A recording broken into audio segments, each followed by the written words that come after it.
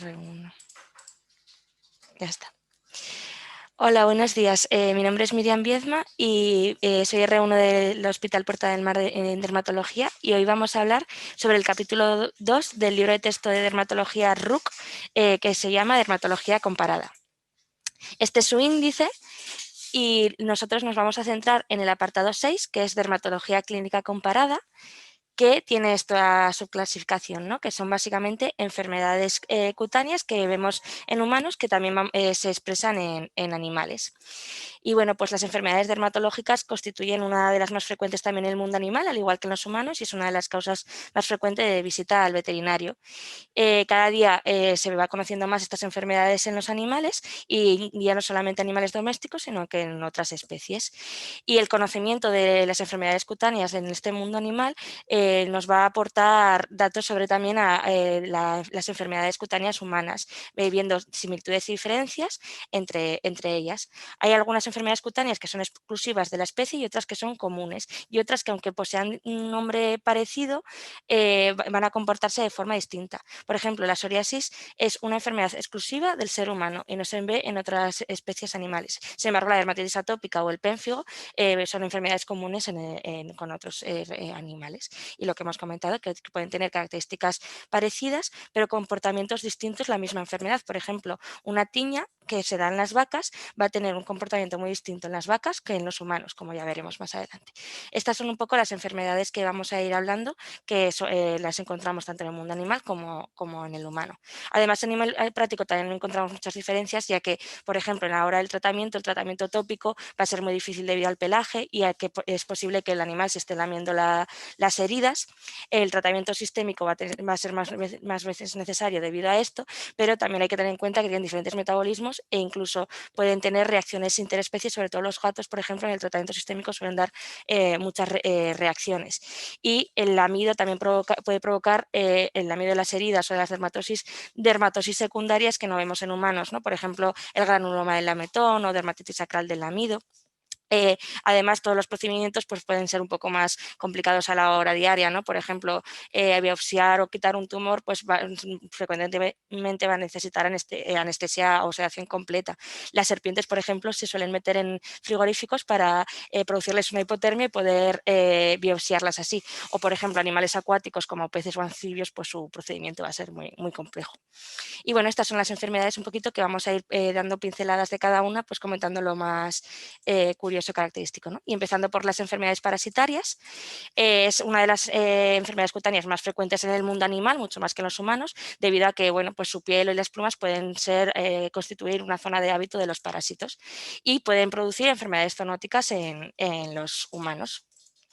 Las pulgas sería una enfermedad parasitaria muy frecuente que produce una dermatosis pruriginosa, sobre todo en perros y gatos, que es donde más se suele ver, que debido al rascado pues, puede producir esta dermatosis, que además la pulga puede producir, debido a la picadura de su saliva, una reacción alérgica al antígeno de la saliva de la pulga, produciendo una dermatosis alérgica a esa picadura, dando pues, una alopecia autoinducida, hiperpigmentación, liquenificación y lesiones nodulares debido al rascado de los lametones crónicos. El tratamiento sistémico es más eficaz para matar a la pulga, pero sí que es verdad que es un poquito más lento a la hora de matarla y claro, la continua inoculación del antígeno de la saliva puede provocar más esta dermatitis alérgica, entonces se recomienda añadir un tratamiento tópico pues, para intentar frenar esta dermatosis alérgica. Como comentar, la pulga del humano la compartimos con el cerdo, ¿vale? Y es la pulga, el Pulex irritans. Los piojos no lo vemos tanto en gatos y en perros, lo vemos en otros animales, y los piojos son específicos de la especie, ¿vale? O sea, no es una zoonosis, no vamos a adquirir piojos de un animal. Se ven más en caballos, vacas, cerdos y aves de corral. Y produce un prurito más leve que la pulga y una descamación leve. Como curiosidad, el piojo específico del gorila es el antecesor de la ladilla o del Pitrus pubis del humano. La sarna sarcóptica, de nuevo, vuelve a ser específica de la especie. Cada animal tiene su sarna, como vemos aquí abajo, la del gato y la del perro.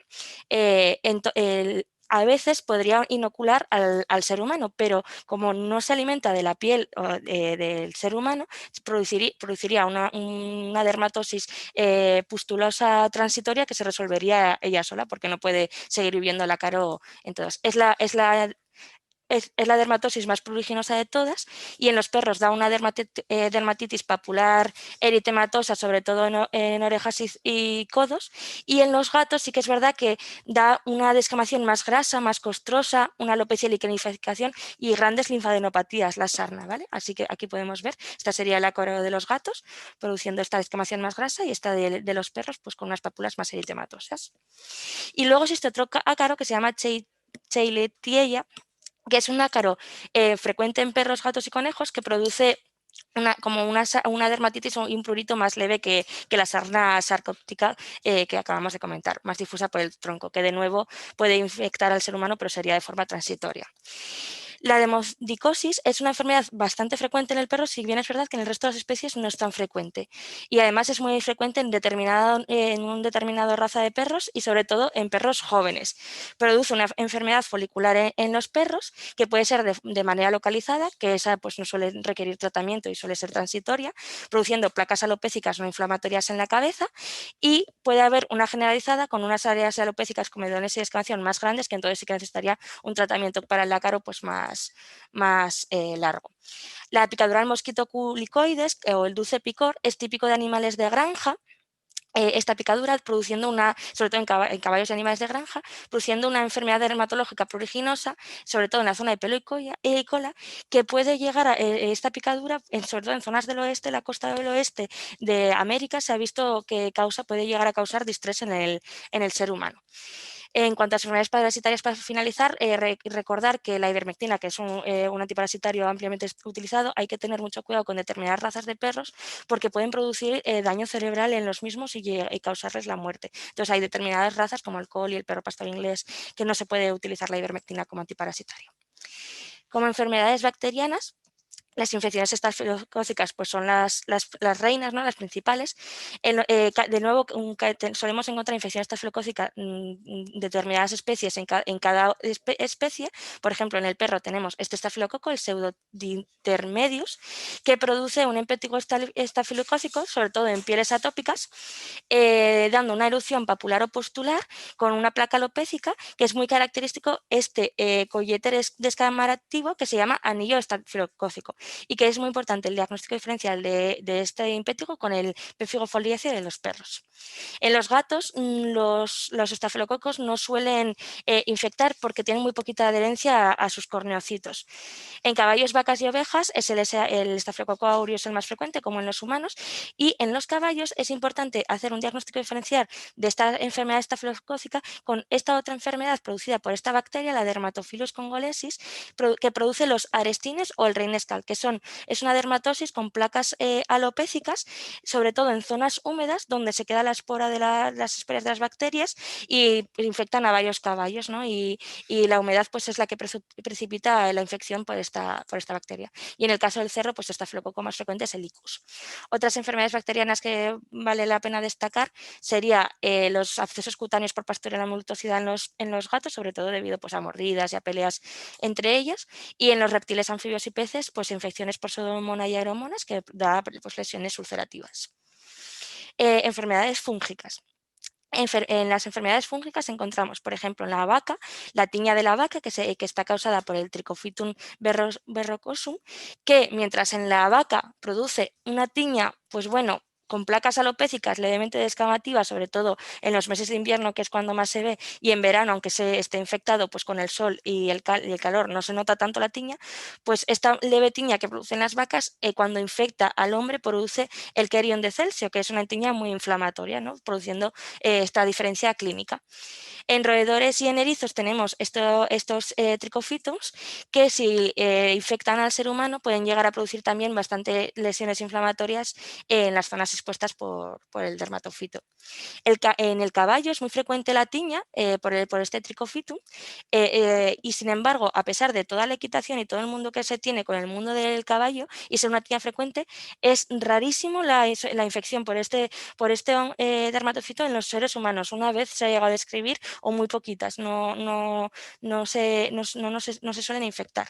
En gatos y perros la infección fúngica más frecuente es el Microsporum canis, produciendo pues, placas alopécicas descamativas no inflamatorias, que también puede infectar al ser humano y que cuando se ven a la luz de Guth se ve pues, con un color verde manzana fluorescente. Cuando la tiña es más inflamatoria está causado por el Microsporum gipseum que se encuentra en el suelo de forma constitutiva. La dermatitis atópica es una enfermedad común en los perros, al igual que en los humanos. Sin embargo, en otras especies no se suele ver tanto. Es muy característica de determinadas especies, sobre todo de las que podemos ver aquí. Produce prurito, que le va a producir entonces un frotamiento, rascado, lamidos, con las complicaciones clásicas como la liquenificación o las sobreinfecciones estafilocócicas, como hemos hablado antes, que puede tener en la dermatitis atópica. Una cosa que le diferencia del ser humano es que es muy raro que aparezca la dermatitis atópica en menores de 6 meses, suele ser más a partir del año o a los 3 años y aparece pues, en la cara, en las orejas, en las piernas, el vientre y se trata pues, con corticoides y como ahorrador de corticoides la ciclosporina. En los gatos está peor definido y es menos parecida a la humana, dando más alopecias y escoriaciones y suelen cursar también con enfermedades eosinofílicas del gato, que son placas, granulomas y úlceras eosinofílicas y no se encuentra asociación entre el asma eosinofílico y la dermatitis atópica del gato. Otra dermatitis que encontramos en los animales sería la causada por la malassezia pachydermatis en perros y pachydermatitis en gatos, que recuerda a la dermatitis seborreica en los humanos, dando un eritema y descamación de tipo graso en las flexuras, en las plieres faciales y es más pruriginosa que en la humana. Y cuando aparece de forma muy generalizada en los gatos habría que relacionarlo con el virus de la inmunodeficiencia felina.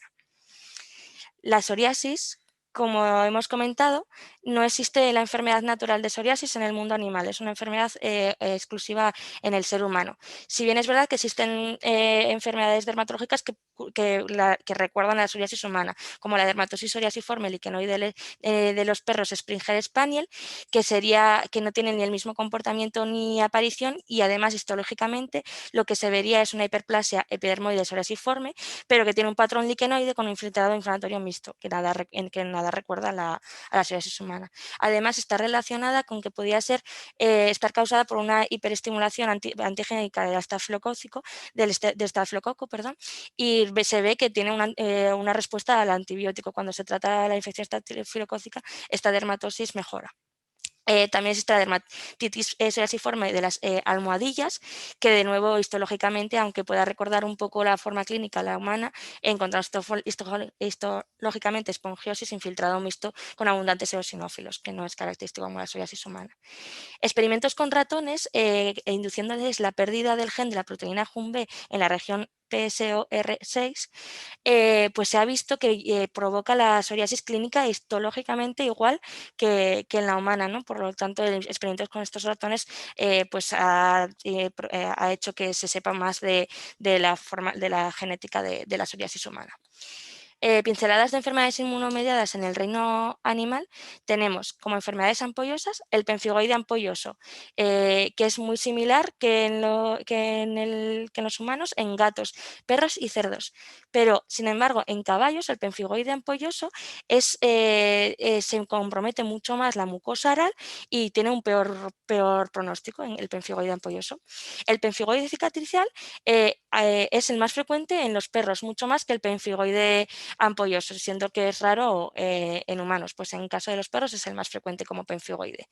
Y en el caso del pénfigo, en vez del pénfigo vulgar, el más frecuente en el mundo de los perros, como es en los humanos, es el pénfigo foliáceo, que clínica y histológicamente es igual que el de los humanos y como hemos dicho hay que diferenciarlo de la foliculitis en los perros. Y como característica, pues la epidermolisis bullosa adquirida relativamente es 10 veces más frecuente en el mundo de los perros que en los humanos, o sea, hasta un 25% de las enfermedades ampollosas que vemos en los perros llega a ser epidermolisis bullosa adquirida. Sobre todo se ve que está asociado genéticamente con el gran danés. La dermatomiositis en perros no tiene nada que ver o muy poquito con la humana. Aparecen costras y zonas alopécicas y ulceraciones que no recuerdan a la humana. Además, la miositis es muy sutil. No se relaciona en ningún caso, no se ha visto con enfermedades malignas, y en el ser humano hasta un 30% pues puede ser debido a una enfermedad maligna subyacente. Y sí que tiene varias variantes la dermatomiositis en perros, y casi todas suelen tener un origen más bien como dermatosis isquémica. Entonces, aunque se les llame igual, no sería una enfermedad muy parecida a la humana. En el caso del lupus, pues el lupus cutáneo sí que lo solemos encontrar sobre todo en perros de hocico largo, como lesiones morfológicamente parecidas en el hocico, eritomodescamativas con despigmentación y ulceración. El lupus sistémico pues es muy raro, pero sería parecido al humano, y en general el lupus es raro en gatos y en caballos. Y el eritema multiforme y la NET. El eritema multiforme es bastante frecuente en el caballo, produciendo estas lesiones con una morfología parecida a la humana, un poco indiana, y suele ser secundario pues, a fármacos, a infecciones y a malignidad. Sin embargo, es rara verla en perros y en gatos. Y la NET, pues en general, se suele relacionar con la ingesta de fármacos y es raro verla en el mundo animal. La alopecia es un signo muy común de enfermedad en los animales, como hemos estado viendo hasta ahora. Existe alopecia congénita en algunas razas de animales, como por ejemplo en este gato egipcio. Otras especies tienen una hipotricosis, y tenemos, por ejemplo, igual que en el ser humano, una enfermedad parecida, que es la displasia ectodérmica hipohidrótica, ligado al cromosoma X, que produce placas alopécicas con una displasia odontógena de los incisivos, que encontramos esta enfermedad también en el mundo de los humanos. Y como adquirida, pues todo aquello que causa picor, como lo hemos estado viendo hasta ahora, todas las enfermedades pueden dar placas alopécicas. Además, enfermedades endocrinológicas pueden producir una alopecia difusa, como por ejemplo un hipotiroidismo, y el síndrome de Cushing también da una alopecia difusa como el hipotiroidismo. Sin embargo, como curiosidad, en el caballo, en vez de producir una alopecia, el síndrome de Cushing produce una hipertricosis, un aumento del cabello. La alopecia areata también la podemos encontrar en el mundo animal, y como característica así especial existe una alopecia areata lineal en caballos, que pues sigue una morfología lineal y no se sabe bien por qué la causa de esta linealidad. Y algunos primates, como los macacos, pues tienen una alopecia que recuerda a la androgenética de los seres humanos, ¿no? Con pérdida del cabello en cuero cabelludo y con una miniaturización del pelo y vello. Y para terminar, pues enfermedades neoplásicas cutáneas de la piel. Igual que los humanos, el carcinoma escamoso lo vamos a encontrar en animales de mayor edad, en zonas fotoexpuestas con menos pelo, en pieles hipopigmentadas y en lugares de clima cálido. Además, son más frecuentes el carcinoma escamoso que el vasocelular, al revés que los humanos, y puede estar asociado con algún papilomavirus. Así como por comentar de forma característica, existe el melanoma benigno en caballos grises, los caballos grises son caballos que nacen con un pelaje oscuro y a lo largo del tiempo se va aclarando, si bien es verdad que continúan con la hiperpigmentación en las zonas anales, y a lo largo de los años aparecen estos tumores que se consideran tumores que aparecen con la edad, ¿no? Propios de estos animales, y que son histológicamente melanomas, pero que están muy encapsulados y que muy raramente dan metástasis, y se piensa que puede haber como una inhibición genética de estas especies de caballos que inhiben la metástasis de estos melanomas, que son súper frecuentes. Entonces, bueno, pues su estudio se está investigando para poder, si pudiera concluir en alguna terapéutica para los humanos. Si bien es verdad que el tumor más frecuente en el mundo del caballo sería el sarcoide equino. Bueno, pues nada, para concluir, la apreciación de la historia evolutiva, la arquitectura cutánea, su bioquímica y el conocimiento de las enfermedades cutáneas en los animales aporta perspectiva a las enfermedades cutáneas humanas. Además, puede aportar pistas para entender su fisiopatología, epidemiología, patogenia y los aspectos genéticos, y sirven de modelo de investigación, como hemos visto los ratones transgénicos, para entender su patogenia y para incluso buscar dianas génicas terapéuticas en determinadas enfermedades. Estas son un poco las enfermedades parecidas a las humanas que hemos ido hablando, pero también existen enfermedades que no hemos comentado específicas del mundo animal, que no las veríamos en el reino humano, y enfermedades que, a pesar de que se llamen igual que en los humanos, nada tiene que ver en el mundo animal. Muchísimas gracias.